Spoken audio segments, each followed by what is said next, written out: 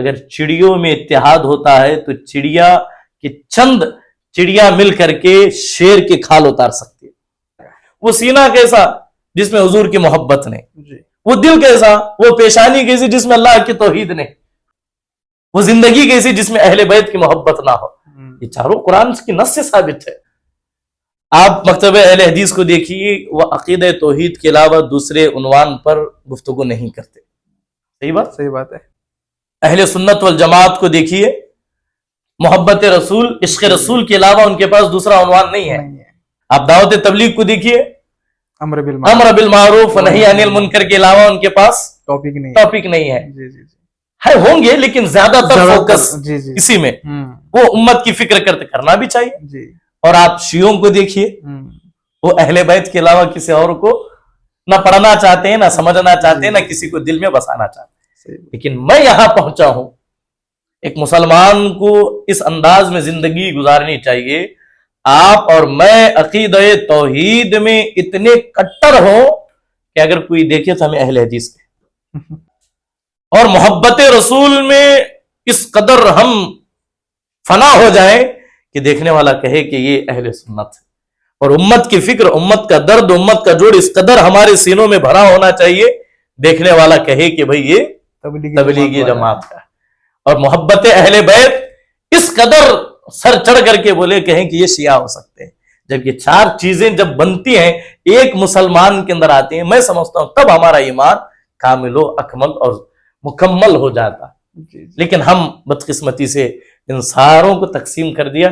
محبت سب سے، نفرت کسی سے نہیں۔ مسلمانوں کے اندر جمعہ کا ایک ایسا موقع ہے جس میں بغیر اعلان کے، بغیر دعوت کے، بغیر محنت کے لوگ خود بخود مسجد میں جمع ہیں۔ ہماری اپنی ذمہ داری ہے بحیثیت خطیب، بحیثیت امام، ہم جمعہ کا صحیح استعمال کریں۔ جمعہ کا خطبہ نہ ہی ایک رسم ادا کرنے کی جگہ ہے، نہ ہی جمعہ کا خطبہ لوگوں کو بانٹنے کی، نہ ہی تفرقہ پیدا کرنے کی، نہ ہی ایک دوسرے کے ساتھ اختلاف کرنے کی، ایک دوسرے کی پگڑیاں اچھال نہیں ہے، بلکہ جمعہ امت مسلمہ کی شیرازہ بندی کرنے کا ایک بہترین ذریعہ ہے۔ ہم وہ نہیں ہیں جو توحید کے آڑ میں توہین کریں اور عشق کے آگ میں شرک کریں۔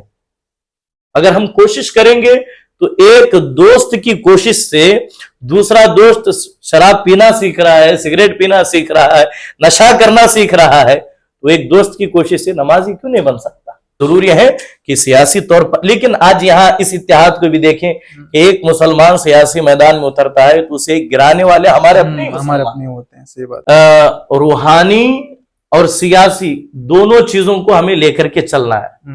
ہم مسجد کے نمازی ہیں، میدان کے غازی ہیں۔ جو آج پڑوسی کے گھر میں آگ لگی ہوئی، آگ کو دیکھ کر خاموش رہتا ہے اور اطمینان سے رہتا ہے آگ وہاں لگی، میں تو سکون سے ہوں، وہ بہت دیر تک سکون سے نہیں رہ سکتا۔ ایک دن وہ بھی آئے گا، اس کے گھر میں بھی آگ لگ جائے گی، اور یہ آگ ہم ہندوستان کے کئی صوبوں میں محسوس کر رہے ہیں۔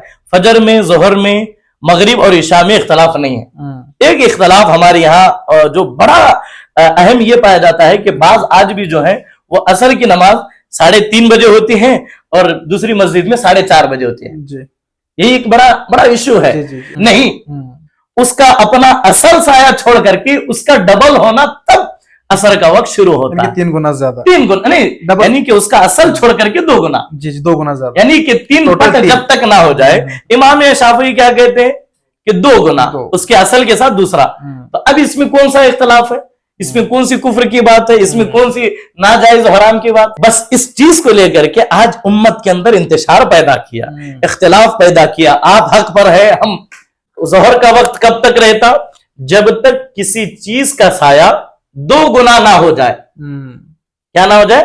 2 گنا، ڈبل نہ ہو جائے، تب تک ظہر باقی ہے، ظہر قائم کر سکتے۔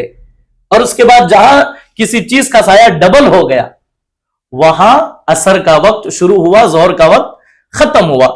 تو اس کے اندر اتنا ذکر ہے کہ سروں کا مسح کرو، بھائی اتنا مسح کرو۔ اب حضور علیہ السلام ایک مرتبہ وضو کر رہے، وضو کرتے ہوئے رسول اللہ نے اتنا، آپ کے سر پہ امامہ ہے، آپ نے اتنا ہاتھ رکھا۔ اب یہاں پر حدیث بھی آ گئی، قرآن بھی آ گیا۔ لیکن پوری وضاحت نہیں ہے کہ کتنے سر کا مسح کرنا چاہیے. جس میں جو 4 امام جنہیں مانا گیا انہوں نے فقہ کو مدون کیا، انہوں نے کوئی مسلک نہیں بنایا، انہوں نے کوئی مذہب نیا نہیں بنایا. قرآن اور حدیث کو جو ہے انہوں نے سامنے رکھ کر کے استنباط کیا. کہ میں ان کو بتایا کہ بھئی اتحاد کے لیے جو قربانی خاص کر کے ہم اہل سنت نے دی کسی نے اور نہیں دی، جسے جہاں موقع ملا وہ چوکا مار کے چلا گیا. تو لہٰذا ضروری ہے آپ اپنے مسلک پر، ہم اپنے مسلک پر مضبوطی سے قائم رہیں. اتنی شدت تھی کہ آپ ہماری مسجد میں نہ آئیں، ہم آپ کی مسجد میں نہیں جائیں گے، کوئی کسی، اتنی نفرتوں کا ماحول تھا جو ضروری نہیں. جب مسلمان ووٹنگ کرنے کے لیے متحد ہو سکتے ہیں، جب مسلمان کسی لیڈر کو جو ہے برسر اقتدار لانے کے لیے متحد ہو سکتے ہیں، تو مسلمانوں کو چاہیے کہ وہ دینی معاملات میں متحد ہو کر کے چلیں. ہم اتحاد کی بات خاص کر کے الیکشن کے وقت کرتے ہیں کہ اپنا مسلک چھوڑو مت، کسی کا مسلک چھیڑو مت. کیونکہ ہر آدمی کو آپ دیکھیں کہ ہر آدمی اپنے مکتب فکر سے محبت کرتا ہے اور اپنے مکتب فکر کے گن گاتا ہے، وہ سب کا. یہاں پر جب روافظ کی آپ بات کریں گے تو پھر ایک اور جو ہے طبقہ آپ کو نظر آئے گا جسے ناصبی کہتے ہیں. ناصبی. اب یہ ناصبیوں کا معاملہ یہ ہے، یہ صحابہ کا نام لے کر اہل بیت کو گالیاں دیتے ہیں. کہ آج چونکہ سوشل میڈیا کا زمانہ ہے، ہر ایک کے ہاتھ میں جو ہے ملٹی میڈیا موبائل ہے، اور جو ہے ایک نہ ختم ہونے والا انٹرنیٹ اور اس کی اپنی دنیا ہے.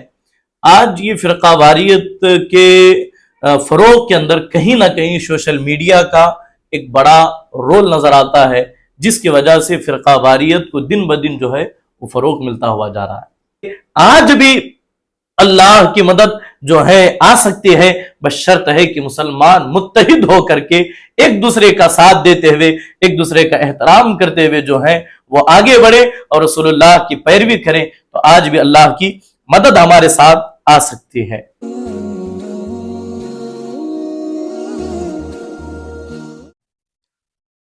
اعوذ باللہ من الشیطان الرجیم، بسم اللہ الرحمن الرحیم. السلام علیکم. آپ دیکھ رہے ہو اکبر پوڈ کاسٹ چینل اور میں ہوں اسماعیل شیخ. تو آج ہم شہر دھارواڑ میں موجود ہیں اور ہمارے ساتھ میں الحمدللہ موجود ہیں حفیظ و قاری ریحان صاحب رونق پور مسجد کے، یعنی کہ مسجد رونق پور میں حفیظ و قاری ہو کر خدمت انجام دے رہے ہیں. تو کچھ سوالات ہیں ہمارے ذہن میں جو آڈینس کی طرف سے آئے تھے، تو باری باری ہم سوالات حفیظ صاحب سے کریں گے. انشاءاللہ وہ آپ کو بہت ہی زبردست انداز میں جواب دیں گے، تو بنے رہیے ہمارے ساتھ میں.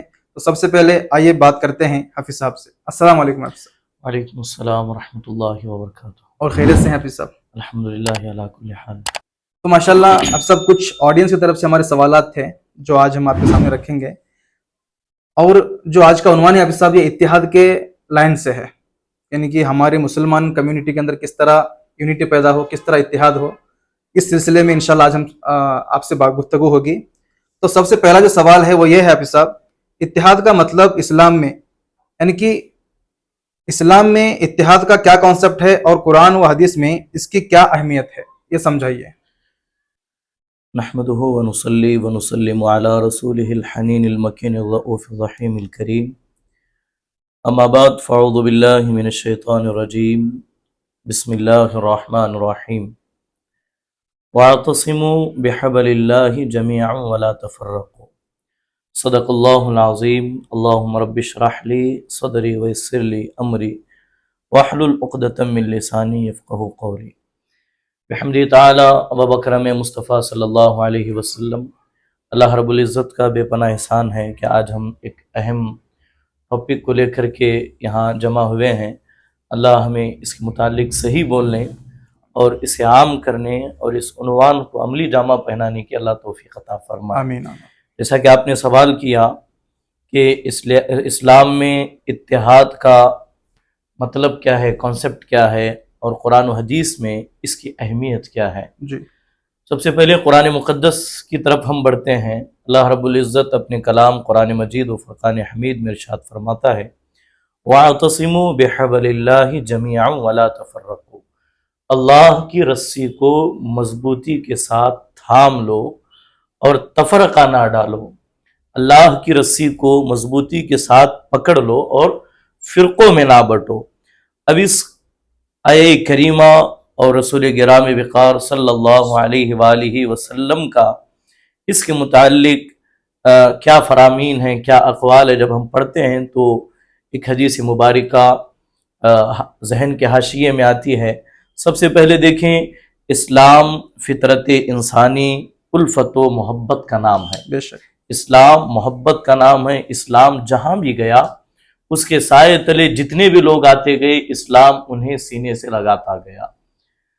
حضرت سیدنا نعمان بن بشیر رضی اللہ تبارک و تعالی عنہ بیان کرتے ہیں، آقا کونین صلی اللہ تعالی علیہ وآلہ وسلم نے فرمایا، تم مومنوں کو آپس میں ایک دوسرے کے ساتھ رحمت و محبت کا معاملہ کرنے اور ایک دوسرے کے ساتھ محبت، نرمی، مہربانی اور نرم دلی میں ایک جسم کے جیسا پاؤ گے۔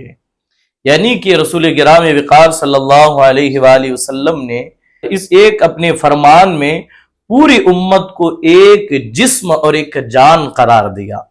یعنی کہ اگر جسم کے کسی بھی حصے پر تکلیف ہوتی ہے، چوٹ لگتی ہے، درد ہوتا ہے تو پورا وجود بے قرار ہو جاتا ہے۔ یعنی کہ اس کا مفہوم یہ ہے کہ یہ امت مسلمہ کو جو اتحاد کی راہ پر لایا گیا اور اتحاد اور اتفاق کے ساتھ جو چلنے کی جو ترغیب دلائی گئی، اس کا مطلب یہ ہے کہ کسی کو بھی تکلیف ہو، وہ تکلیف ہماری اپنی تکلیف ہے۔ بے شک ہر مسلمان کا درد ہمارا اپنا درد ہے، ہر مسلمان کا دکھ ہمارا اپنا دکھ ہے۔ اسی لیے تو کہا کہ ایک مسلمان ایک جسم اور جان کی طرح ہے۔ مثال کے طور پر اگر پیر پر چوٹ لگے، آنکھ یہ کہے میں کیوں روؤں، چوٹ تو پیر پر لگی ہے، ہاتھ یہ کہے کہ میں کیوں سہلاؤں، چوٹ تو پیر پر لگی ہے، تو آپ خود اندازہ لگائیں، اگر ہاتھ اور آنکھ اور زبان پیر کو اس کے حال پر چھوڑ دے تو پھر اس انسان کا وجود ختم ہو جائے گا، تباہ ہو جائے گا۔ اور جب اس جسم کی کسی بھی حصے پر تکلیف ہوتی ہے، یہی وجہ ہے کہ پورا جسم بے قرار اور بے چین ہو جاتا ہے۔ رسول اللہ صلی اللہ علیہ وسلم نے ہمیں فرمایا، ایک ساتھ جڑ کر ایک کے ساتھ کندھے سے کندھا ملا کر کے چلو، تاکہ تم بھی مضبوط ہو سکو اور تم اپنے دکھ سکھ ایک دوسرے کے ساتھ بانٹ سکو۔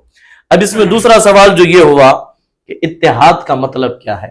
دیکھیں، اتحاد کا مطلب اتنا وسیع ہے، اتنا وسیع ہے، اگر ہم اس پر گفتگو کرتے رہیں تو دن اور رات اسی میں لگ جائے گی کہ اتحاد کسے کہتے ہیں۔ اہل سنت والجماعت کے ایک بہت بڑے عالم دین ہیں جن کا شمار اکابرین میں ہوتا ہے، آپ نے اتحاد کو ایک جملے میں سمیٹ کر کے ایسا لگتا ہے کہ سمندروں کو آپ نے کوزے میں سمیٹا۔ آپ کہتے ہیں، حضور حافظ ملت علیہ رحمت و رحمان، اللہ آپ کی تربت پر کروڑوں رحمت نازل فرمائے، آپ فرماتے ہیں کہ اتحاد زندگی ہے، اتحاد زندگی ہے اور اختلاف موت ہے۔ آپ اس چیز کو دیکھیں، بظاہر یہ بہت مختصر جملہ لگتا ہے کہ اتحاد زندگی ہے، اختلاف موت ہے۔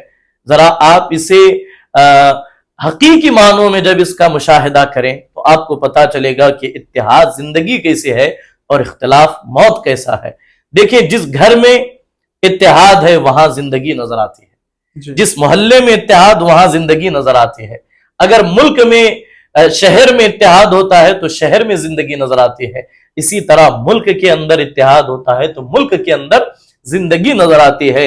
اور اسی سکے کا دوسرا اور اسی تصویر کا دوسرا رخ یہ ہے کہ اگر گھر کے اندر اختلاف ہو جاتا ہے تو وہ گھر جہنم کدا بن جاتا ہے۔ صحیح بات۔ یعنی کہ گھر میں اختلاف، گھر کی موت، محلے میں اختلاف، محلے کی موت، ملک میں اختلاف، ملک کی موت۔ تو لہٰذا ضروری ہے کہ مسلمان مذہب اسلام کی پیروی کرتے ہوئے، قرآن مقدس کی تعلیم پر عمل کرتے ہوئے اپنی پوری زندگی اتحاد و اتفاق کے ساتھ، نرم دلی کے ساتھ، دل بڑا کرتے ہوئے اپنی زندگی گزارنے کی کوشش کریں۔ اسی کا نام اتحاد ہے اور اس سے بچنے کا نام اختلاف ہے۔ ماشاءاللہ، امید کرتا ہوں کہ ہمارے آڈینس کو یہ اتحاد والی بات بخوب سمجھ میں آئی ہوگی۔ تو آپ کا بھی شکریہ مولانا کہ آپ نے اتنے اچھے انداز میں آپ نے ہمارے آڈینس کو سمجھایا۔ تو مولانا، دوسرا سوال آپ سے یہ ہے کہ تاریخ میں ایسے کون سے واقعات ہیں جہاں مسلمان نے اتحاد کو بہترین نمونہ دیا ہے؟ تاریخ میں ایسے ایک دو نہیں بلکہ سینکڑوں واقعات آپ کو ملیں گے جہاں مسلمانوں کی یونیٹی، جہاں مسلمانوں کا جوڑ، جہاں مسلمانوں کا جو ہے اتحاد آپ کو نظر آئے گا۔ میں مذہب اسلام کے اولین لمحات میں آپ کو لے کر جاؤں۔ رسول اللہ صلی اللہ علیہ وآلہ وسلم مکہ مکرمہ سے ہجرت فرما کر آپ مدینہ منورہ میں تشریف لائے۔ ایک وقت ایسا آیا کہ کفار مکہ نے مسلمانوں کے خلاف ایک جنگ کی تیاری شروع کر دی۔ اس جنگ کو جنگ بدر کہا جاتا ہے۔ جنگ بدر کا نقشہ ہمارے سامنے ہے۔ اتحاد کی اہمیت، یونٹی کی اہمیت، ایک دوسرے کے کندھے سے کندھا، ایک دوسرے کے بازو میں بازو ملا کر چلنے کی طاقت آپ دیکھنا ہے تو تاریخ کے اس جھروکے میں جھانک کر کے دیکھیں۔ جنگ بدر کا وہ میدان جہاں صرف اور صرف 313 مسلمان میدان میں اللہ کے نام پر مذہب اسلام کی سربلندی کے لیے اترتے ہیں۔ نہ ان کے پاس ہتھیار ہے، نہ ان کے پاس سواریاں ہیں، نہ ان کے پاس گھوڑے ہیں، نہ ان کے پاس ڈھالے ہیں، نہ ان کے پاس نیزے ہیں، لیکن ان کے مد مقابل میں آنے والا جو لشکر جرار ہے، 1000 سے زائد کفار و مشرکین پوری طاقت کے ساتھ، پورے جو ہے ہتھیار سے لیس، ان کے پاس بہترین گھوڑے ہیں، بہترین اونٹ ہے، ان کے پاس تیز دھاری تلواریں موجود ہیں۔ ایک طرف یہ معاملہ ہے جہاں بے بسی نظر آتی ہے، جہاں صرف اور صرف اللہ اور اس کے رسول کی ذات پر امیدیں باندھی ہوئی ہے۔ اس میدان میں ہم نے دیکھا کہ جن کا بھروسہ اللہ کی ذات پر تھا، جو رسول اللہ صلی اللہ علیہ وآلہ وسلم کی پیروی کرتے ہوئے نہتے ایک دوسرے کا بازو بن کر کے میدان میں اترتے ہیں، تو اس 313 کی مختصر جماعت کو، جن کے پاس کوئی ساز و سامان نہیں، اللہ نے وہ فتح عظیم عطا فرمائی کہ آج وہ تاریخ کے اندر بلکہ قرآن مقدس کے اندر جو ہے اس جنگ کے حوالے سے اللہ نے فرمایا کہ کہا وَلَقَدْ نَصَرَكُمُ اللَّهُ بِبَدْرٍ وَأَنْتُمْ أَذِلَّةٌ۔ یاد کرو اس تاریخ کو جب مسلمان جڑ کر کے ایک دوسرے کے ساتھ آگے بڑھے تو اللہ نے کس طرح ان کے ساتھ اپنی مدد کا نزول فرمایا۔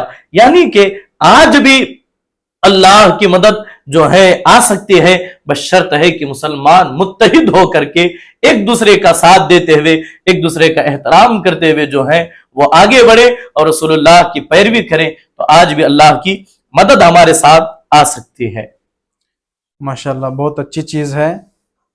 تیسرا سوال حافظ صاحب آپ سے یہ ہے کہ آج کے زمانے میں مسلم امہ میں جو تفریق ہے، یعنی کہ جو فرقہ واریت ہے، اس کی سب سے بڑی وجہ کیا بتائی جا سکتی ہے؟ اسلام کے اندر جو فرقہ واریت کا جو آغاز ہوا، اس کی ایک بڑی تاریخ ہے۔ اگر ہم تاریخ کا یہاں وہ ابواب کھول کے بیٹھیں گے تو طویل گفتگو ہو جائے گی۔ جی، اسلام میں فرقہ واریت کا عروج یا فرقہ واریت کی جو فروغ ہے وہ اس حیثیت سے ہم دیکھتے ہیں کہ آج چونکہ سوشل میڈیا کا زمانہ ہے، ہر ایک کے ہاتھ میں جو ہے ملٹی میڈیا موبائل ہے، اور جو ہے ایک نہ ختم ہونے والا انٹرنیٹ اور اس کی اپنی دنیا ہے۔ آج یہ فرقہ واریت کے فروغ کے اندر کہیں نہ کہیں سوشل میڈیا کا ایک بڑا رول نظر آتا ہے، جس کی وجہ سے فرقہ واریت کو دن بدن جو ہے وہ فروغ ملتا ہوا جا رہا ہے۔ پھر بھی مولانا اس کی شروعات کہاں سے ہو سکتی ہے؟ مطلب جو فرقہ واریت جو پھیلی، جو امت کے اندر عام ہوئی، اس کی شروعات، اس کا آغاز کہاں سے ہوا؟ فرقہ واریت کے حوالے سے اس کا آغاز اور یہ کہاں سے شروع ہوا، اس کو جب ہم پڑھتے ہیں جی، تو فرقہ واریت کا آغاز خلافت راشدہ حضرت سیدنا امیر المؤمنین عثمان غنی رضی اللہ تعالی عنہ کے زمانے سے ہوئی۔ چونکہ جب تک حضور علیہ السلام اس روئے زمین پر باحیات تھے، وہ زمانہ ہر زمانے سے بہترین زمانہ کہا جاتا ہے، اور اس زمانے کو خیر القرونی قرنی کہا جاتا ہے۔ نہ وہاں فتنوں کا تصور ہے، نہ ہی وہاں گناہوں کا تصور ہے، نہ ہی وہاں پر جو ہے وہ کسی اور چیز کا تصور نظر آتا ہے۔ بس ایک پرچم تلے پورے امت مسلمہ حضور علیہ السلام کی تربیت میں آپ کے نقش قدم پر آگے بڑھتی ہوئی نظر آتی ہے۔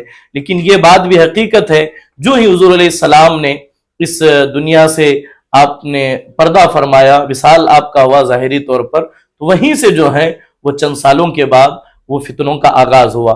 فتنوں کا آغاز جو ہے حضرت سیدنا عثمانی غنی رضی اللہ تعالیٰ عنہ جو کہ خلیفہ سوم ہے، آپ کے دور خلافت میں فتنوں کے ایسے ابواب کھلے، چونکہ جب حضرت سیدنا ابو بکر صدیق رضی اللہ تعالیٰ عنہ اور حضرت سیدنا عمر فاروق رضی اللہ تعالیٰ عنہ نے خلافت راشدہ کی جو اسٹیبلشمنٹ ہے، جو ایک بہترین جو مذہب اسلام کے پرچم تلے جو حکومت قائم ہوئی، اس کی جڑیں پوری دنیا میں پھیلنا شروع ہوا۔ اب لوگ در جو ہے وہ مسلمان ہونا شروع ہوئے۔ اب ظاہر سی بات ہے بہت سے کفار و مشرقین یہود و نصارہ اسے پسند نہیں کرتے تھے کہ اسلام کی نشر و اشاعت ہو، تو انہوں نے کچھ لوگوں کو اسلام کا لبادہ پہنا کر، وہ داڑھی چھوڑ کر، کلمہ پڑھتے ہوئے، تسبیح ہاتھ میں لیے ہوئے مسلمانوں کے اندر داخل ہوئے۔ جب ہم مطالعہ کرتے ہیں تو حضرت سیدنا عثمانی غنی رضی اللہ تعالی عنہ کے زمانے میں بلوائیوں کا اور سبائی فتنہ عروج پر آیا۔ یہ لوگ مسلمانوں کے درمیان آ کر کے صحابہ کرام ایک دوسرے کے حوالے سے برائیاں کرتے اور کوشش کرتے کس طرح انہیں لڑایا جائے، کس طرح انہیں جو ہے ان کے اندر جو ان کے اتحاد ہے، جو ان کی طاقت ہے، جو ان کی یونیٹی ہے، اسے کس طرح توڑا جائے۔ تو یہ یہیں سے اس کا آغاز ہوا، اور دیکھتے ہی دیکھتے جب تک خلافت راشدہ قائم رہی، حضرت عثمان غنی رضی اللہ تعالیٰ عنہ اور حضرت سیدنا مولا علی کرم اللہ تعالیٰ وجہ الکریم باحیات رہے، فتنوں کا عروج تھا، لیکن آپ نے اسلام پر کوئی حرف آنے نہیں دیا اور مسلمانوں کو ٹوٹنے نہیں دیا۔ جب خلافت راشدہ کی جو مدت ختم ہوئی، اس کے بعد بہت سارے لوگ جو ہیں اس سے جڑ کر کے مذہب اسلام پر ایسے فتنہ پروریاں، آپ دیکھیں حضرت علی کا زمانہ ہے، جنگ جمل ہے، جنگ صفین ہے، جنگ نہروان ہے، ان جنگوں سے جو ہے اتنے فتنے نمودار ہوئے۔ آپ دیکھیں خوارج کا فتنہ آپ کو انہی جنگوں کے بعد نظر آئے گا، سبائیوں کا فتنہ، شیعوں کا فتنہ، اور یہ فتنے اس قدر جو ہے قوت کے ساتھ آگے بڑھے۔ وہ جو سلطنت تھی، وہ جو اسلامی حکومت تھی جو رسول اللہ نے جس کی بنیاد رکھی تھی، ان فتنوں کی نظر وہ حکومت ہو گئی، اور مسلمانوں کی طاقت جو ہے وہ ٹکڑوں میں تقسیم ہو گئی، سلطنتیں بننا شروع ہو گئی۔ اب اس کا نتیجہ یہ ہوا، منگولوں نے اور صلیبیوں نے جو ہے وہ مسلمانوں پر حملہ کرنا شروع کیا، دیکھتے ہی دیکھتے وہ مسلمانوں پر غالب آ گئے۔ یعنی کہ اس کا لب لباب یہ ہے کہ فتنہ اس قدر خطرناک ہوتا ہے کہ جو بڑی سے بڑی طاقت کو ہلا سکتا ہے، بڑی سے بڑی قوت کو توڑ سکتا ہے۔ تو لہٰذا ضروری ہے کہ فتنہ چاہے جیسا بھی نمودار ہو، ہمیں عقل اور شعور کے ساتھ کام لیتے ہوئے اللہ اور اس کے رسول کے احکامات کے مطابق اپنے زاد راہ کو طے کرنا ہے۔ اچھا، جو مولانا جنگ صفین جو ہوئی یہ ہے، مولانا ایک سوال یہ بھی ہے کہ آج کل بہت سارے رافضی لوگ جس طرح ہمارے پڑوس ملک کے ہیں تو صحابہ کے شان میں گستاخی کرتے ہیں، جس طرح انجینئر وغیرہ ہیں، آپ ان کے بارے میں کیا کہنا چاہتے ہیں؟ دیکھیے، روافض اس بدترین قوم کا نام ہے، جی، وہ بدترین طبقہ ہے جنہوں نے اہل بیت رسول اللہ کا نام لے کر صحابہ کو گالیاں دی۔ جی جی، جبکہ حضور علیہ الصلوۃ والسلام نے ہمیں یہ تعلیم فرمائی کہ میرے صحابہ کے بارے میں برا بھلا مت کہو۔ یہاں پر جب روافض کی آپ بات کریں گے تو پھر ایک اور جو ہے طبقہ آپ کو نظر آئے گا جسے ناصبی کہتے ہیں۔ ناصبی، اب یہ ناصبیوں کا معاملہ یہ ہے، یہ صحابہ کا نام لے کر اہل بیت کو گالیاں دیتے ہیں۔ مسلمانوں کو چاہیے کہ نہ وہ روافض کی طرف جائے، نہ ہی وہ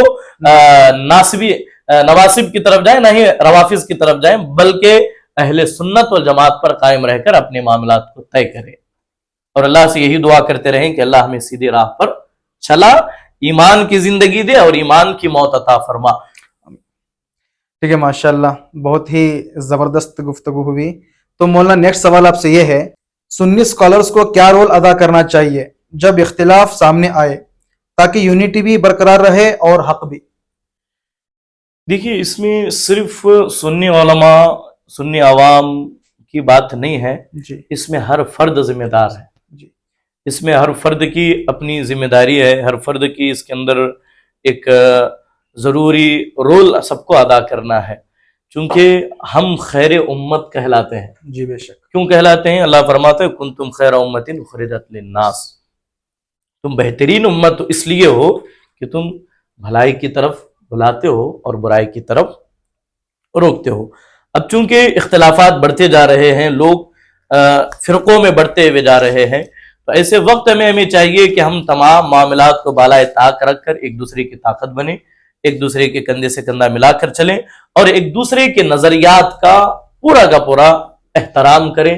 ایک دوسرے کی جب بھی کوئی بات کریں تو پورے ذمہ داری سے کریں کہ میری بات سے آپ کو تکلیف نہیں ہونی چاہیے اور آپ کی بات سے مجھے تکلیف نہیں ہونی چاہیے. بس ہم اپنی گفتگو کے ہم اپنے ذمہ دار ہیں کہ میری کسی بھی گفتگو سے کسی دوسرے فرد کو یا کسی دوسرے مکتب فکر کو انگلی نہ اٹھے، نہ ہی ان پر کوئی بات آئے. ہم اپنی بات بھی کریں گے اور اعتدال کے ساتھ سب کا احترام ہم پر لازم و ضروری ہے. بہت اچھی بات ہے ماشاءاللہ. تو مولانا نیکسٹ سوال آپ سے یہ ہے، عام مسلمان اور علماء دونوں کس طرح سے محلے یا شہروں میں اتحاد کو فروغ دے سکتے ہیں؟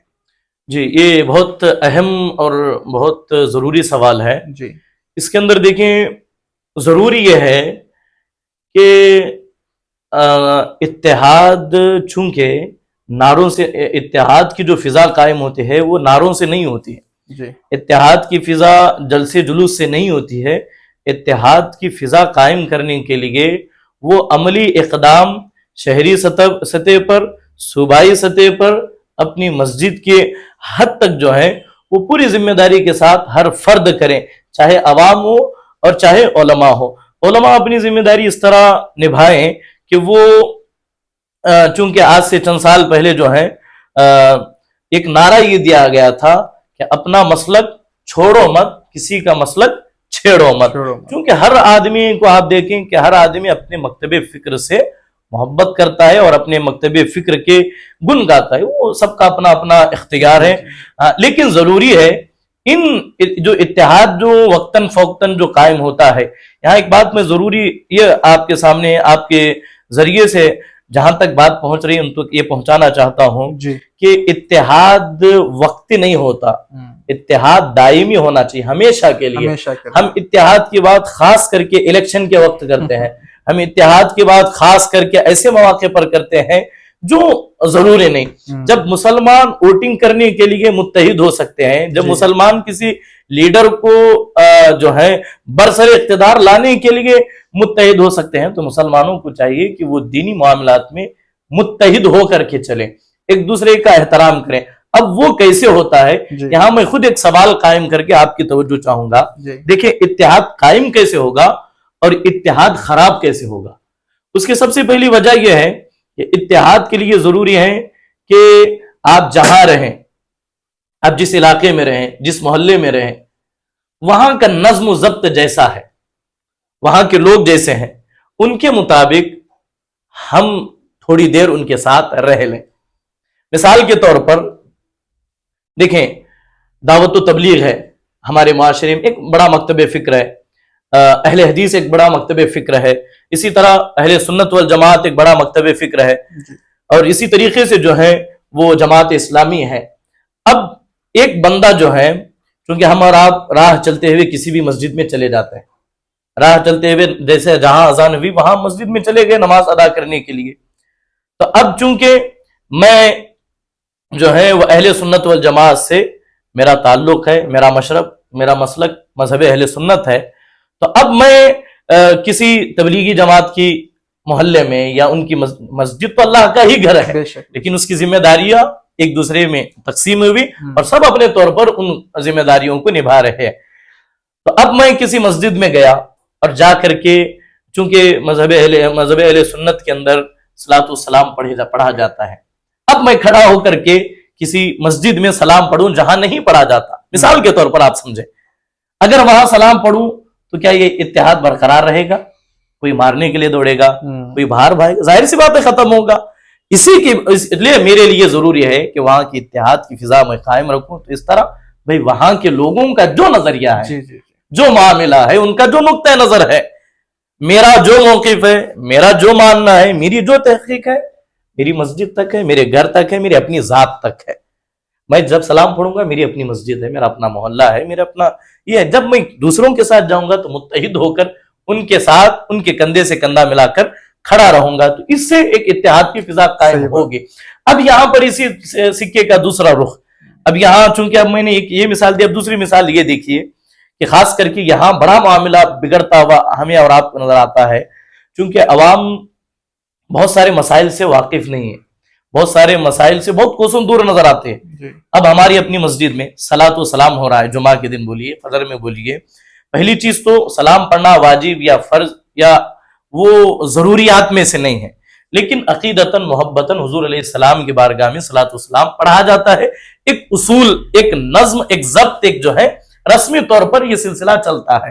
اور ہمارے یہاں جو ہے وہ جب سلام پڑھا جاتا ہے تو بیٹھنے کو اچھا تصور نہیں کرتے، ہے نہیں، اچھا تصور نہیں کرتے، اور ہونا بھی نہیں چاہیے، کیونکہ جب ہم اپنے وطن عزیز ملک ہندوستان کا جب راشٹر گان ہوتا ہے، جن گن من جب پڑھتے ہیں تو پورے احترام کے ساتھ کھڑے ہوتے ہیں، اور اگر کوئی بیٹھتا ہے تو اسے ہندوستان کے قانون سے بھی سزا اس کے لیے مقرر ہے۔ تو یہ چونکہ ایک تو اپنا معاملہ، یہ یہاں اختیار نہیں ہے کسی کو، یہاں اختیار ہے، لیکن جب ہم کھڑے رہیں گے تو بڑا اچھا لگے گا کہ بھئی ہم جس سے اتحاد کی بات کر رہے ہیں وہ ہمارے نظریات کا بھی احترام کر رہے ہیں، وہ ہمارے خیالات کا بھی احترام کر رہے ہیں۔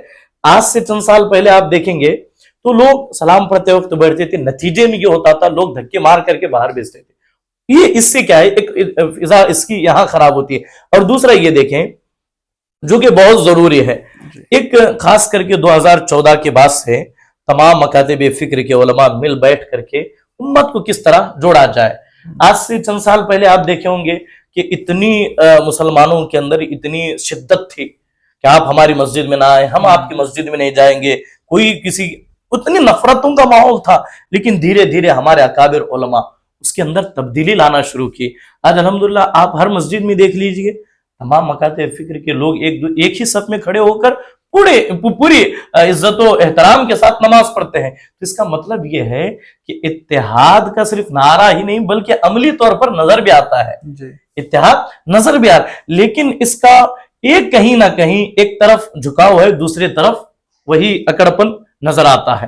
اب دیکھیں مثال کے طور پر ایک مسجد ہے، اب اس مسجد میں پہلے میں 4 دن نماز پڑھنا شروع کیا تو ہم اسے قبول کر رہے ہیں۔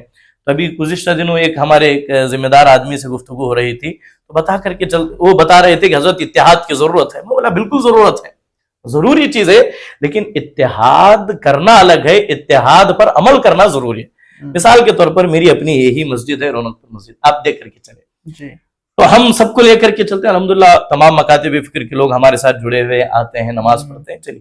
تو لیکن یہاں ہوتا کیا ہے، اب ایک اہل حدیث کو آپ ایک مثال کے طور پر نکتہ چینی کرنا یا انگلی اٹھانا نہیں ہے، اتحاد کس طرح خراب ہوتا ہے یہ میں آپ کو سنانا چاہ رہا ہوں۔ ایک اہل حدیث مکتب فکر کا ہو یا پھر جماعت اسلامی کا کوئی شخص ہو یا پھر دعوت و تبلیغ سے تعلق رکھنے والا کوئی ہو، وہ چند دن مسجد میں آنا شروع کیا، آنا شروع کرنے کے بعد ان کی ایک فکر یہ ان کے اندر پیدا ہوتی ہے کہ یہاں ہم درس کس طرح شروع کریں، ہے نہیں، یہاں چلیے درس شروع ہو گیا، چلو اللہ رسول کی بات ہے، بھائی کون منع کرتا ہے، کون منع کرتا ہے، ان سے میں کہا۔ اس کے بعد جیسے درس شروع ہوا پھر کوشش یہ ہوتی ہے کہ پھر بھائی ہم یہاں پر جماعت کس طرح لائیں، پھر اس کے بعد اگلا یہ رہتا کہ کس طرح ہم اس مسجد کا جو ہے وہ مسلک اور مذہب تبدیل کریں۔ تو آپ بتائیں اس انداز کو لے کر کے ہم چلیں گے تو اتحاد کیسے قائم رہے گا؟ نہیں، اس سے تو اختلاف اور بڑھے گا، نفرتیں عام ہوں گی۔ تو یہی وجہ تھی کہ میں ان کو بتایا کہ بھائی اتحاد کے لیے جو قربانی خاص کر کے ہم اہل سنت نے دی کسی نے اور نہیں دی، جسے جہاں موقع ملا وہ چوکا مار کے چلا گیا۔ تو لہٰذا ضروری ہے آپ اپنے مسلک پر، ہم اپنے مسلک پر مضبوطی سے قائم رہیں، لیکن ہر مسلک کا احترام اور ان کے نظریات کا احترام کرنا یہ بہت ضروری، اسی سے جو ہے اتحاد اور مضبوطی قائم ہوگی۔ ہم مسجد میں بھی ایک ہے، ہم میدان میں بھی ایک ہے، ہم ہر جگہ ایک دوسرے کے ساتھ مل کر کے چلنے والے۔ جی ماشاءاللہ، بہت ہی پیاری بات مولانا نے سمجھائی اور بہت تفصیل سے سمجھائی ماشاءاللہ۔ تو مولانا آپ سے نیکسٹ سوال یہ ہے کہ آج تو پورے امت مسلمہ میں 4 مسلک بڑے پائے جاتے ہیں، جس طرح حنفی ہے، شافعی ہے اور حنبلی ہے، مالکی ہے۔ کیا ان مسلک کے اوپر چلتے ہوئے بھی مسلمانوں کے درمیان میں یونٹی یا پھر اتحاد قائم ہو سکتا ہے، ان مسلکوں پر عمل کرتے ہوئے بھی؟ دیکھیے جہاں تک یہ جو مسلکوں کی بات ہوئی، جی، یہ مسلک اس نوعیت کا نہیں ہے کہ جس میں اختلاف ہو۔ جی، ائمہ اربعہ جس میں جو 4 امام جنہیں مانا گیا، جی امام اعظم ابو حنیفہ ہیں، امام شافعی ہیں، امام مالک ہیں، امام احمد ابن حنبل ہیں رحمہ اللہ تعالی،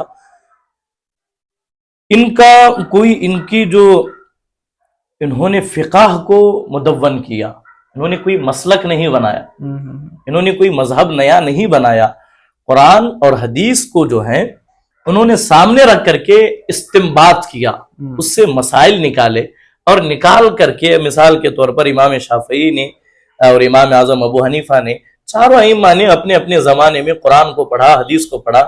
ظاہر سی بات ہے کہ میرے پڑھنے کا انداز، میری فکر، میری سوچ الگ الگ ہے۔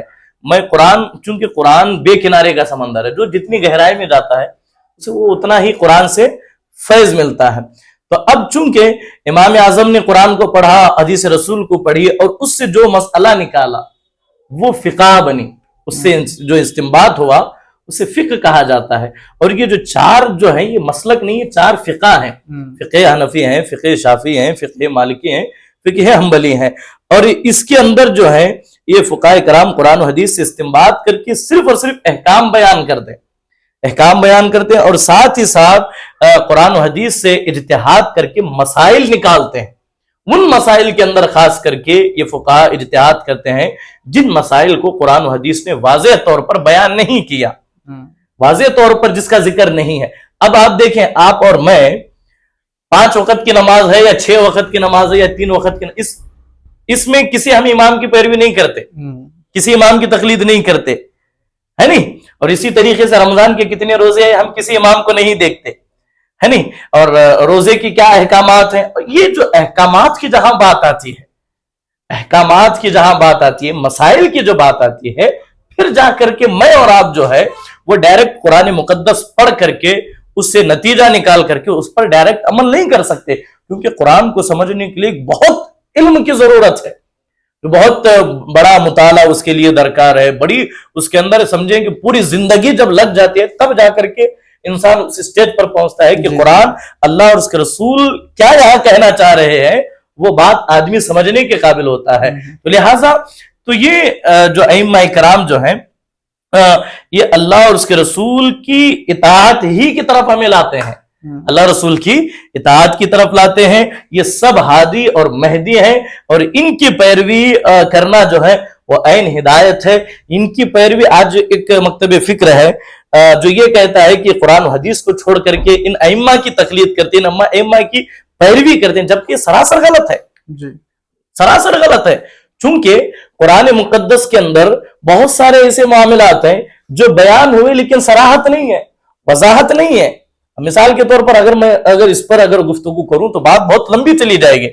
اب قرآن مقدس میں آپ وضو کا طریقہ پڑھیں گے، وضو کا طریقہ دیکھیں، سروں کا مسح کریں، ہے نہیں؟ یا ایھا الذین آمنوا اذا قمتم الى الصلاة فاغسلوا وجوہکم وایدیکم الى المرافق وامسحوا برؤوسکم وارجلکم الى الکعبین، یہ آیت کریمہ ہے۔ اب اللہ کے رسول علیہ السلام نے جو حدیث سیاہ ستہ کے آئی ہے تو اس کے اندر اتنا ذکر ہے کہ سروں کا مسح کرو، بھائی اتنا مسح کرو۔ اب حضور علیہ السلام ایک مرتبہ وضو کر رہے، وضو کرتے ہوئے رسول اللہ نے اتنا، آپ کے سر پہ امامہ ہے، آپ نے اتنا ہاتھ رکھا۔ اب یہاں پر حدیث بھی آ گئی، قرآن بھی آ گیا، لیکن پوری وضاحت نہیں ہے کہ کتنے سر کا مسح کرنا چاہیے، کتنے سر کا مسح کرنا چاہیے۔ تو اب امام شافعی اس آیت کریمہ کو اور حدیث کو سامنے رکھ کر نتیجہ نکالتے ہیں کہ اگر ایک ہاتھ بھی اگر رکھ دی، ایک بال پر بھی پانی لگ گیا یا تھوڑے بالوں، ایک مطلب یوں سمجھے کہ اگر بھیگا ہاتھ اتنا بھی میں رکھ لیا مسح سر کا ہو گیا۔ لیکن ہمارے امام کہتے ہیں نہیں، کم سے کم اپنے سر کو 4 حصوں میں تقسیم کیا جائے، چوتھائی سر کا مسح کرنا یہ فرض ہے۔ یہ صرف سوچنے کا، سمجھنے کا نظریہ ہے۔ اب ایک اور مثال میں آپ کو دوں جس سے جو یہ کہا جاتا ہے کہ بار بار یہ کہا جاتا ہے کہ یہ قرآن حدیث کو چھوڑ کر ائمہ کے پیچھے پڑے ہوئے اندھی تقلید کر رہے ہیں۔ اب دیکھیں رسول اللہ صلی اللہ علیہ وسلم کا زمانہ ہے، یہ جو ساری چیزیں آئی ہے یہ نہ اتحاد سے اس کا کوئی تعلق ہے نہ ہی، لیکن بات آئی تو آپ سماعت کریں۔ دیکھیں رسول اللہ صلی اللہ علیہ وآلہ وسلم کے زمانے میں 2 مرتبہ حضرت جبرائیل علیہ السلام حاضر ہوئے۔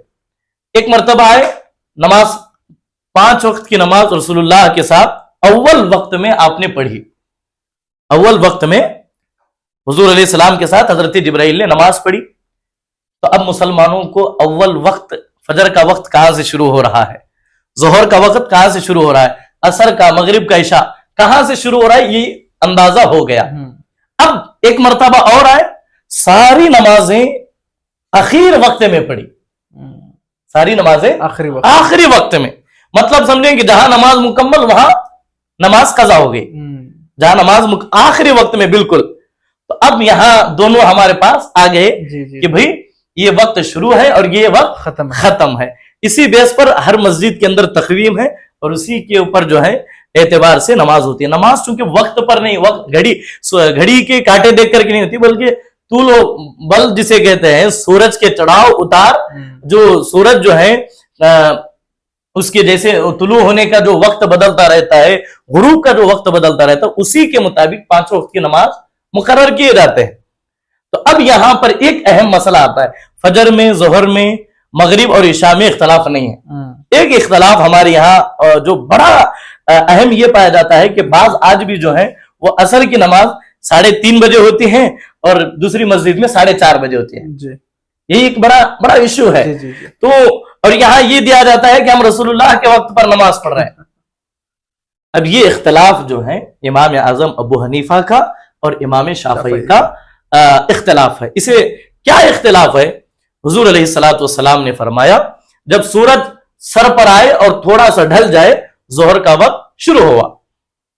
जवाल के बाद से, जवाल के कुछ देर के बाद से जोहर का वक्त शुरू हुआ। कब तक शुरू हुआ? उस जमाने में घड़ी देख करके नमाज का वक्त मुतय्यन नहीं होता था, बल्कि साये पर, मिसाल के तौर पर अब ये इसका जो साया पड़ता है, आप रखेंगे किसी जगह पर, कोई लकड़ी आप मैदान में रखें तो उसका एक साया पड़ता है, जिसे छावनी क्या कहते हैं आप लोग? छाव बोलते हैं। छाव पड़ती है नहीं, शैडो पड़ता है। हाँ, शैडो पड़ता है। अब उस साये को आप देखें, उस साये को नापें, जहां ये साया खत्म हो रहा है, यहाँ रखने के बाद यहाँ खत्म हो रहा है, यहाँ एक लकीर मारे, तो ये इसका अपना असल साया है जी, इसका कद है, इसका असल कद इतना है। तो अब रसूल कायनात अलैहिस्सलाम ने क्या फरमाया, जोहर का वक्त कब तक रहता? जब तक किसी चीज का साया 2 गुना ना हो जाए। क्या ना हो जाए? 2 गुना, डबल ना हो जाए, तब तक जोहर बाकी है, जोहर कायम कर सकते।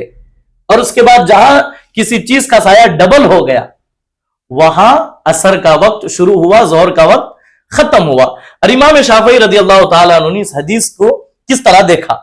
इमाम शाफई फरमाते हैं, एक साया उसका असल, उस लकड़ी का असल साया, एक असल साया, और उस असल साया से जब एक और साया बन गया, बढ़ता है नहीं साया, जी जी, डबल हो गया, तो असर, जोहर खत्म, असर शुरू।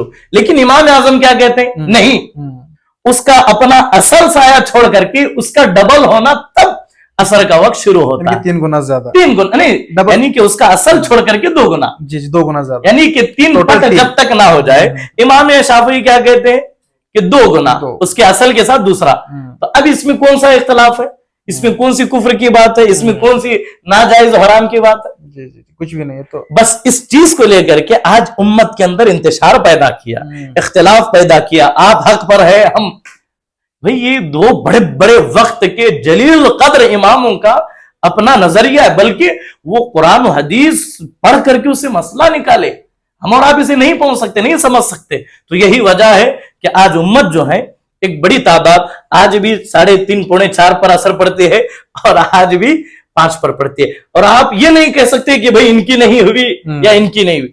भाई आपके पास दोनों हदीसें हैं, अब इसके अंदर सराहत नहीं है, नहीं उसके असल का भी नहीं है, उससे डबल का भी नहीं है। तो अब जो इमाम जहां तक पहुंचे उन्होंने नतीजा निकाला, यानी कि इसका लुब्बे लुबाब यह है कि हम जब इस तरीके के मामलात में उलझकर अइम्मा को दोष देंगे तो यकीनन यहां इख्तलाफ भी पैदा होगा, आप इल्म से दूर भी होंगे, आप हकीकत से नावाकिफ भी होंगे।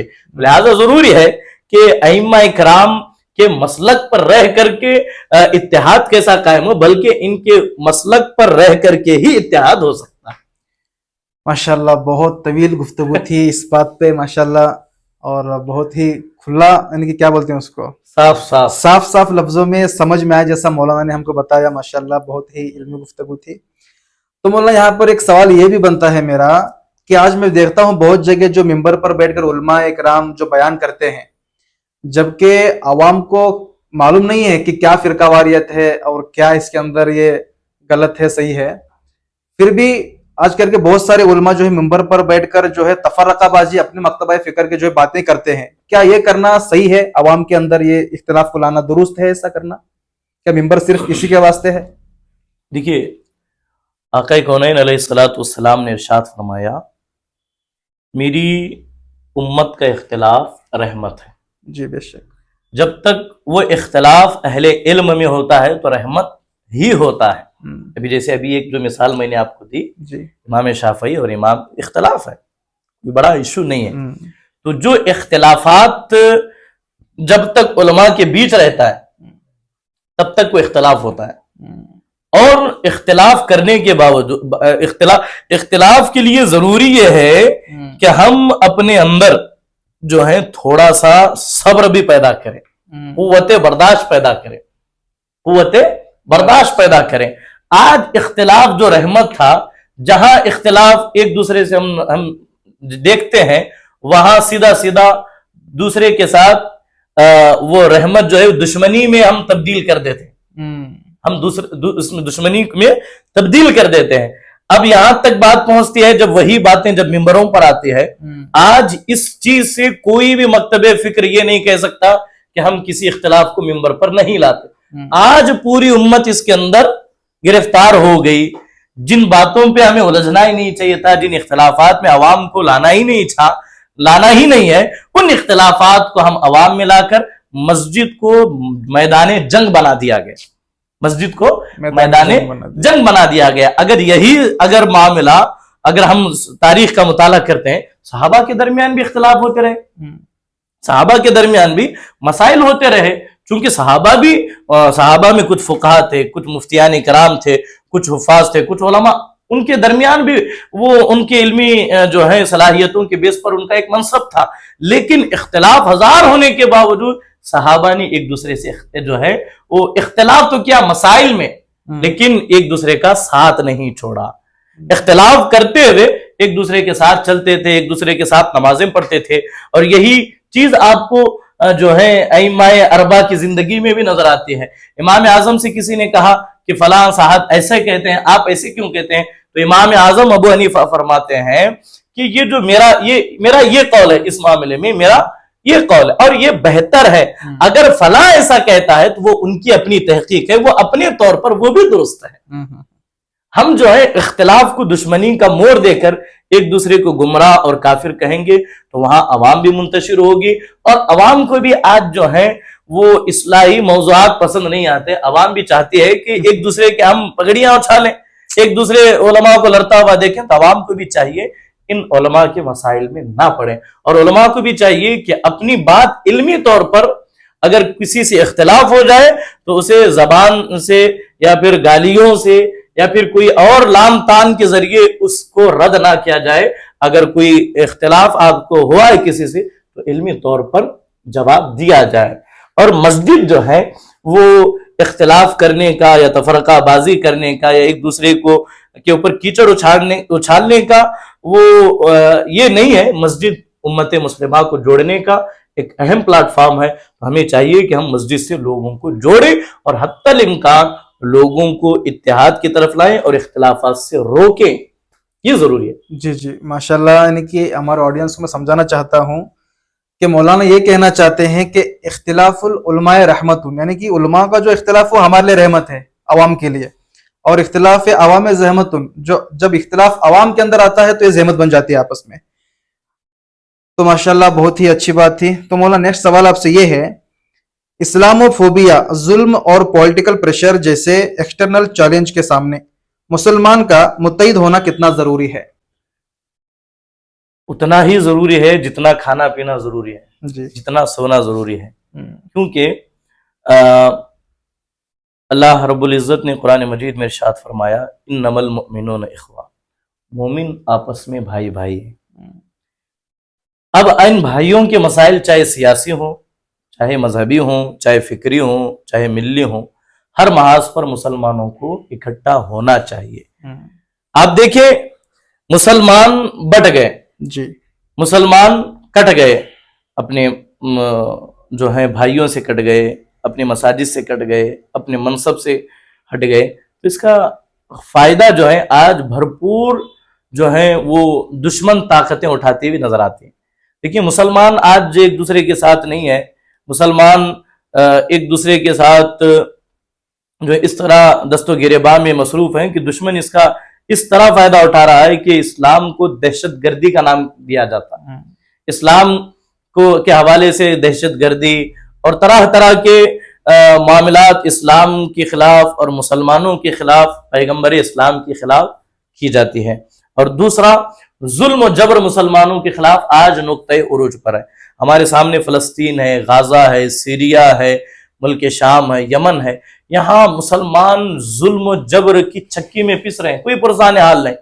और इस आलम में मुसलमानों को जुड़ना चाहिए था, मुसलमानों को इकट्ठा होकर उनकी आवाज बनना चाहिए था, लेकिन आज मुसलमान एक दूसरे से इतना दूर हैं कि उन्हें उनकी बात तो बहुत दूर के अपने घर की भी उन्हें फिक्र नहीं है। ये उसी वक्त ये सारे मामलात खत्म हो सकते हैं जब हम एक दूसरे की ताकत बनेंगे, और चाहे वो सियासी मामला हो और हर मामले में, समाजी मामले में, हर मामले में जब तक हम एक दूसरे के कंधे से कंधा मिलाकर नहीं चलेंगे ये मामला खत्म नहीं होंगे। लेकिन जिसका जीता जागता सबूत मुसलमान किस तरह टूटे हुए हैं, कटे हुए हैं। देखें फलस्तीन पर इजराइल ने मुसलसल साल हर साल हमला किया, एक मुल्क में भी, जबकि 56 ममालिक हैं, इस्लामी 56 ममालिक हैं,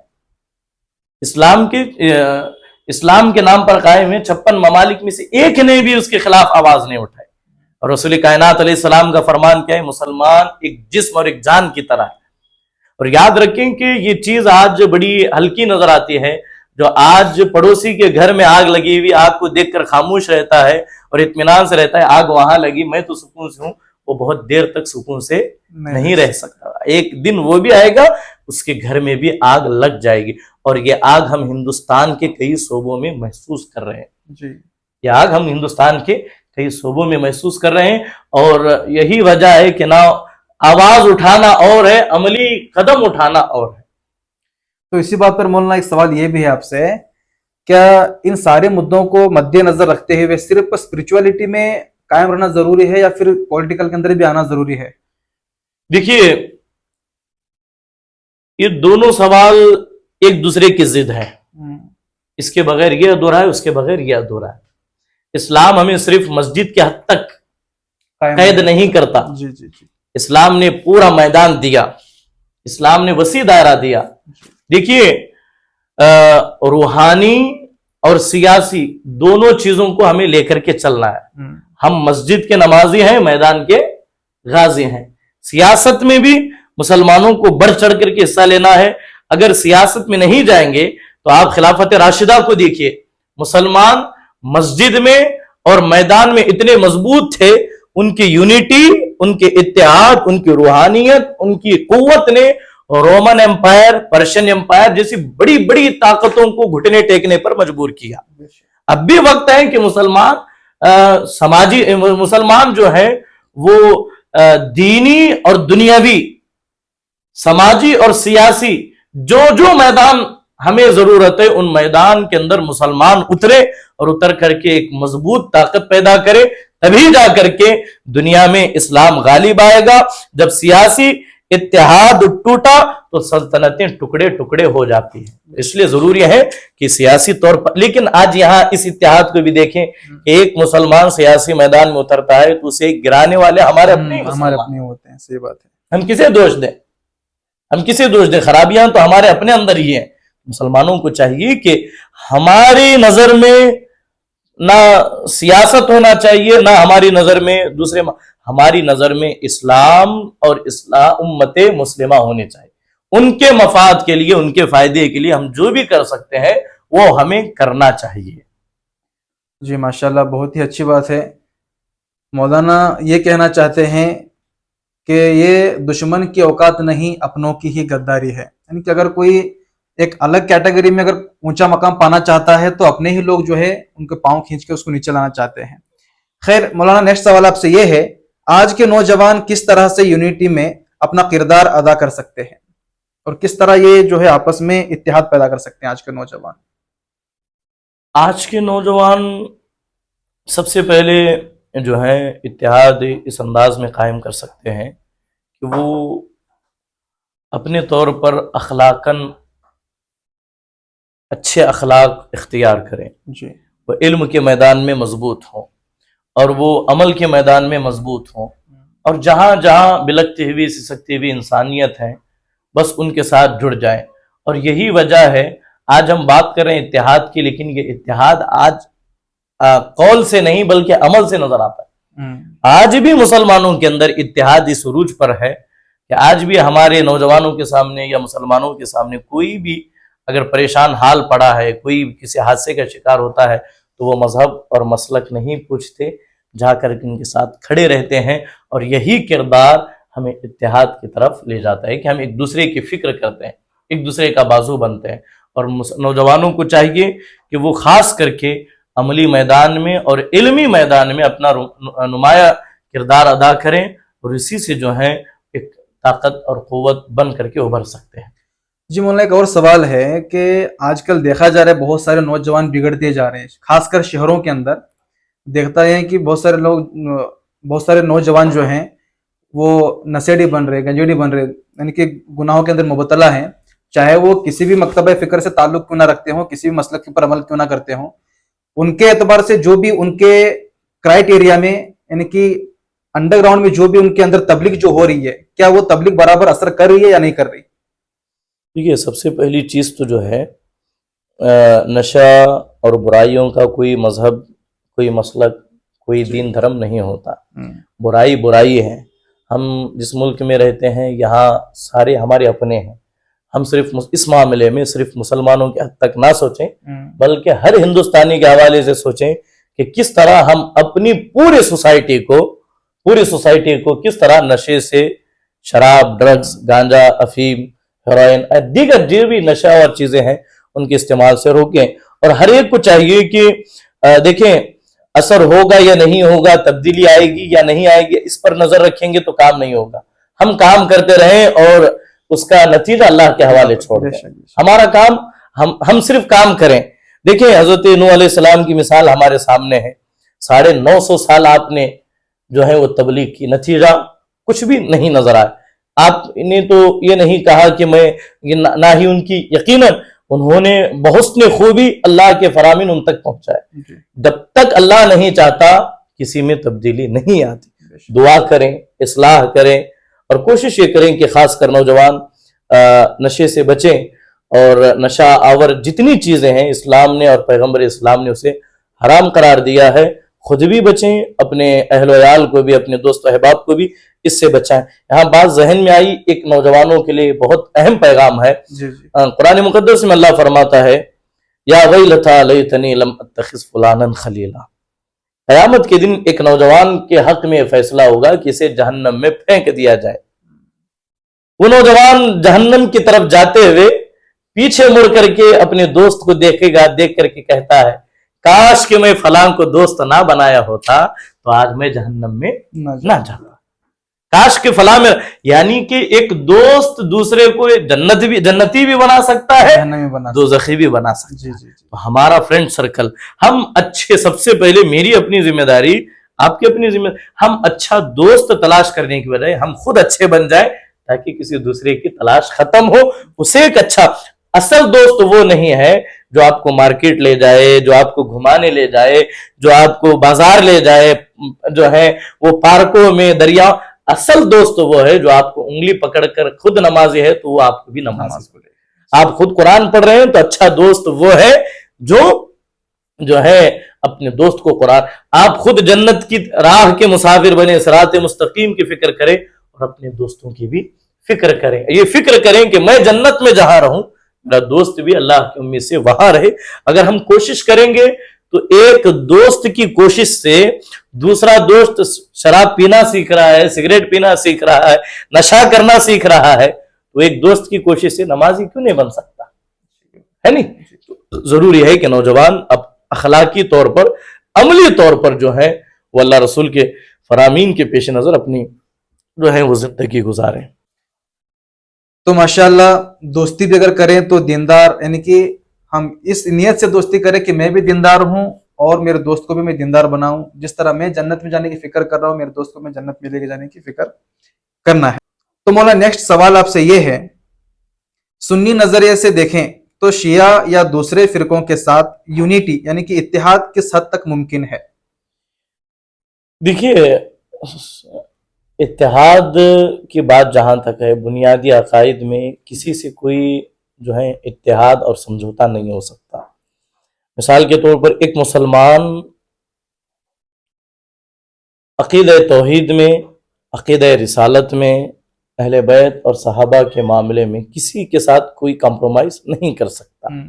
بقیہ دنیاوی جو بھی معاملات ہیں انشاءاللہ اس میں وقتاً فوقتاً اتحاد ہو بھی سکتا ہے، ایک دوسرے کی طاقت بنی جا سکتی ہے۔ دیکھیں، ہم وہ نہیں ہیں جو توحید کے آڑ میں توہین کریں اور عشق کے آگ میں شرک کریں، ہے نہیں؟ ہمیں ضروری ہے کہ ہم سب کا احترام کریں، سب کو ساتھ رکھ کر کے چلیں، لیکن عقائد میں، نظریات میں ہم رائی کے دانے کے برابر بھی کمپرومائز نہیں کر سکتے۔ عقیدہ توحید میں، عقیدہ رسالت میں، عقیدہ ختم نبوت میں رائی کے دانے کے برابر بھی ہم کسی سے کمپرومائز نہیں کر سکتے۔ جی مولانا، ابھی شیعہ مکتبہ فکر بہت سارے عقیدوں میں ان کے میں اور ہمارے میں اونچ نیچ ہے، کیا اس کے باوجود بھی ہم آپس میں اتحاد کر سکتے ہیں؟ نہیں، اتحاد کرنے کا یہ ہرگز مطلب نہیں کہ آپ ان کے مسلک کو قبول کریں، آپ ان کے جو ہے نظریات کو تسلیم کریں۔ اتحاد کا مطلب یہی ہے کہ بس ایک دوسرے کے ساتھ کھڑے رہ کر کے ایک طاقت دکھائی جائے، ایک یونٹی دکھائی جائے، صرف یہ دکھانے کی حد تک ہو سکتا ہے، لیکن اب ہرگز یہ اتحاد کا مطلب نہیں کہ آپ خود ان کے ساتھ رہیں تو شیعہ ہو جائے، ہے نہیں؟ صحیح بات ہے مولانا۔ اور آخری سوال ہے مولانا آپ سے یہ ہے، جمعہ کے خطبہ میں کیا ممبروں کے اوپر چڑھ کے زیادہ تر فوکس عقیدے کے اوپر کرنا چاہیے، یعنی کہ زیادہ تر بات جو ہے وہ یونٹی پر کرنا چاہیے؟ دیکھیے، جمعہ کا جو خطبہ ہوتا ہے وہ صرف عقیدہ بیان کرنے کے لیے یا تفرقہ پیدا کرنے کے لیے یا پھر اتحاد، یہ صرف یہ اس کا مقصد نہیں ہے۔ جمعہ کے خطبے کا ایک اہم رکن یہ ہے یا اس کی ایک حیثیت اس انداز میں ہے، آج اس ہفتے میں، اس مہینے میں امت مسلمہ کو کون سا معاملہ درپیش ہے، امت کن حالات سے گزر رہی ہے۔ جمعہ کا خطبہ مطلب یہ ہے کہ عوام کے اندر شعور پیدا کرنا۔ جب تجارت میں جب مسلمان پیچھے ہوں تو جمعہ کا ہی پلیٹ فارم ہے کہ مسلمانوں کو تجارت کے اندر مضبوط بنایا جائے۔ جب علم کے میدان میں مسلمان کمزور ہوں تو جمعہ کا پلیٹ فارم ہے کہ جمعہ کے اس پلیٹ فارم سے علم پر فوکس کیا جائے، علم پر زور دیا جائے، علم حاصل کرنے پر۔ اور جب جو ہے مسلمانوں کے اندر اتحاد کی جب ضرورت ہو تو اسی کے مطابق اسے زور دیا جائے۔ اور دیکھیں، جمعہ ایک ایسا موقع ہے ہمارے پاس کہ جس کے اندر ہر طبقے کا، وہ آفیسر سے لے کر کے ڈرائیور تک، ڈرائیور سے لے کر چپراسی تک، ہر طبقے کا لوگ، ہر فیلڈ میں ورک کرنے والا آدمی جو ہے جمعہ کے اندر شامل ہوتا ہے، اور ایک بڑے ذوق اور شوق کے ساتھ اور سب سے بڑھ کر کے بڑی امید کے ساتھ مسجد میں وقت سے پہلے اس ارادے سے آتا ہے کہ بھئی میں جاؤں گا مسجد، کچھ مجھے سیکھنے کو ملے گا۔ تو یہ ہر خطیب کی ذمہ داری بنتی ہے کہ وہ آنے والوں کو مایوس نہ کریں، وہ جمعہ کے اندر ان کے مطلب کی بات سنائے، وہ جن حالات سے گزر رہا ہے۔ مثال کے طور پر آج میں سمجھتا ہوں کہ اس وقت جو معاملات ہے، فتنہ ارتداد یہ عروج پر ہے، فتنہ ارتداد عروج پر ہے۔ ہمارے پاس مسلم بیٹیوں کا جو ہے وہ بے پردگی اور ماں باپ کو کس طرح دھوکہ دے کر کے کیا ہو رہا ہے کسی سے پوشیدہ نہیں ہے، اور اسی طریقے سے جو ہے سوشل میڈیا کا غلط استعمال۔ اب ضرورت ہے ان ساری چیزوں سے ہٹ کر ہم اس پر فوکس کریں، حالات کو دیکھیں، جائزہ لیں، زمینی سطح کی جب ہم اس پر نظر ڈالیں تو پتہ چلے گا کہ کیا چل رہا ہے۔ ابھی اس سے ہٹ کر، یعنی کہ ہر ہفتے کے اندر کوئی نہ کوئی ایک اہم عنوان ہوتا ہے۔ ایک بہترین خطیب کو بتانے کی ضرورت نہیں کہ جمعہ کا خطبہ کس انداز میں ہو، بلکہ میں یہ کہوں گا جمعہ کا خطبہ نہ ہی ایک رسم ادا کرنے کی جگہ ہے، نہ ہی جمعہ کا خطبہ لوگوں کو بانٹنے کی، نہ ہی تفرقہ پیدا کرنے کی، نہ ہی ایک دوسرے کے ساتھ اختلاف کرنے کی، ایک دوسرے کی پگڑیاں اچھال نہیں ہے، بلکہ جمعہ امت مسلمہ کی شیرازہ بندی کرنے کا ایک بہترین ذریعہ ہے، امت کو جوڑنے کا۔ امت دیکھیں صرف نماز روزہ ہی نہیں بلکہ جمعہ کے ذریعے مسجد چونکہ مرکز ہے، ہمارے سارے معاملات مسجد سے طے ہونے چاہیے۔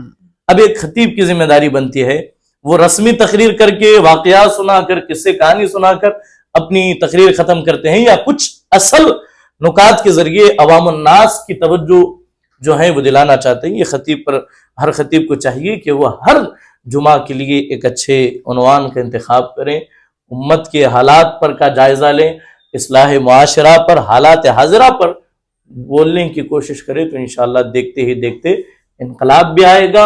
اور جو یہ چیز چلتی ہے ہمارے یہاں کہ لوگ بیان ختم ہونے کا انتظار کرتے ہیں، باہر کھڑے رہتے ہیں، اگر آپ اور ہم صحیح معنوں میں اگر اہل علم اور خطبہ جمعہ کا صحیح استعمال کریں گے تو وہ لوگ جو آج مایوس ہیں ان کے اندر ایک امید پیدا ہوگی، وہ بھی وقت سے پہلے آئیں گے اس ارادے سے کہ بھئی آج ہمیں کچھ سیکھنے کو ملے گا، آج ہمیں کچھ سمجھنے کو ملے گا، ورنہ وہی گھسی پھٹی پرانی باتیں ہم کرتے رہیں گے۔ چونکہ آج کی نسل نو کو ضرورت ہے کہ آج کے چیلنجز سنائے جائیں، انہیں بتائے جائیں، انہیں کس طرح آج کے چیلنجز سے ہم مقابلہ کریں، اس کے حوالے سے انہیں تیار کیا جائے، ورنہ پھر وہی باتیں چونکہ نماز روزہ حج زکوٰۃ صدیوں سے ہم بولتے ہیں، یہ اپنے طور پر یہ ضروری ہے، لیکن جمعہ کے اندر یہ صرف مسلمانوں کے اندر جمعہ کا ایک ایسا موقع ہے جس میں بغیر اعلان کے، بغیر دعوت کے، بغیر کسی جو ہے محنت کے لوگ خود بخود مسجد میں جمع ہوں۔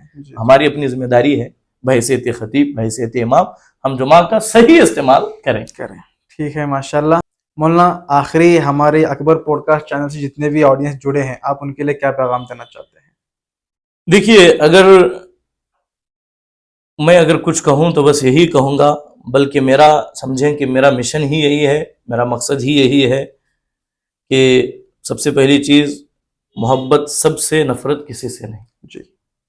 اور جو حالات سے ہم گزر رہے ہیں، حالات کا رونا رونے سے حالات بدلنے والے نہیں ہیں۔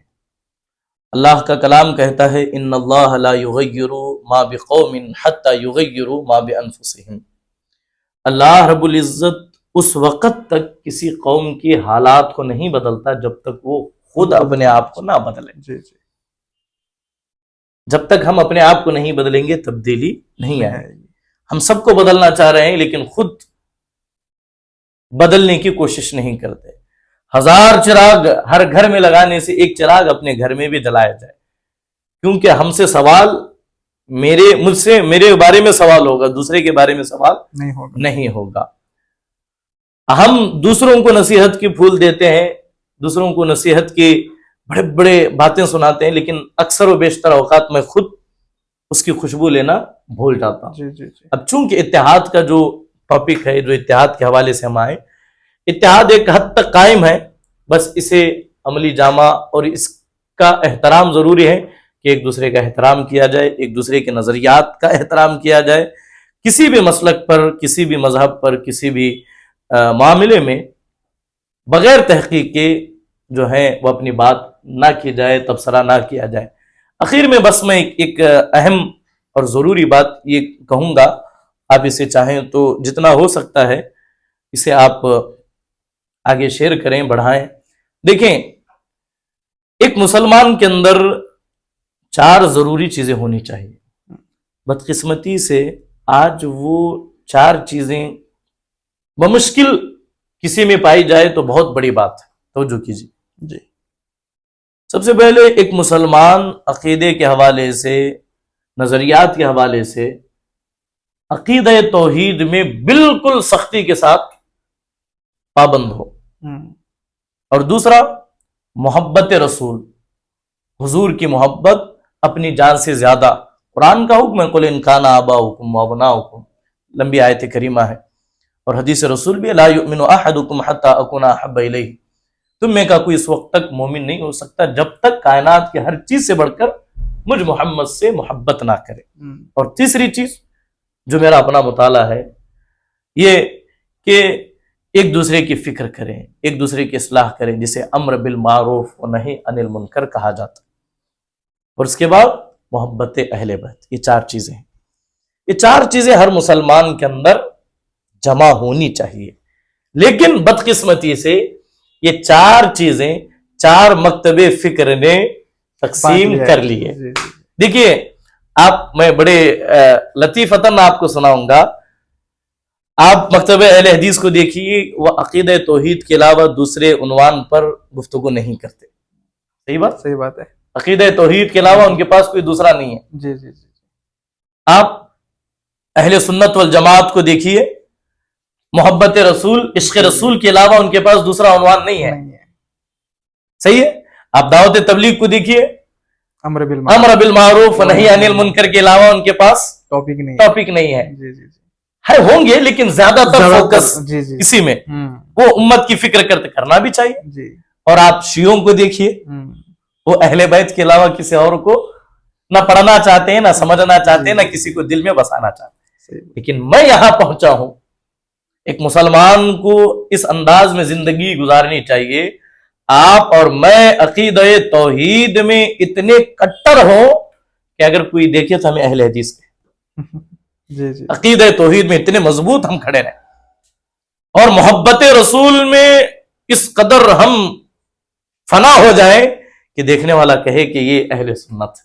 اور امت کی فکر، امت کا درد، امت کا جوڑ اس قدر ہمارے سینوں میں بھرا ہونا چاہیے، دیکھنے والا کہے کہ بھئی یہ تبلیغی جماعت کا ہے۔ اور محبت اہل بیت اس قدر سر چڑھ کر کے بولے کہیں کہ یہ شیعہ ہو سکتے ہیں۔ جب یہ چار چیزیں جب بنتی ہیں، ایک مسلمان کے اندر آتی ہیں، میں سمجھتا ہوں تب ہمارا ایمان کامل و اکمل اور مکمل ہو جاتا۔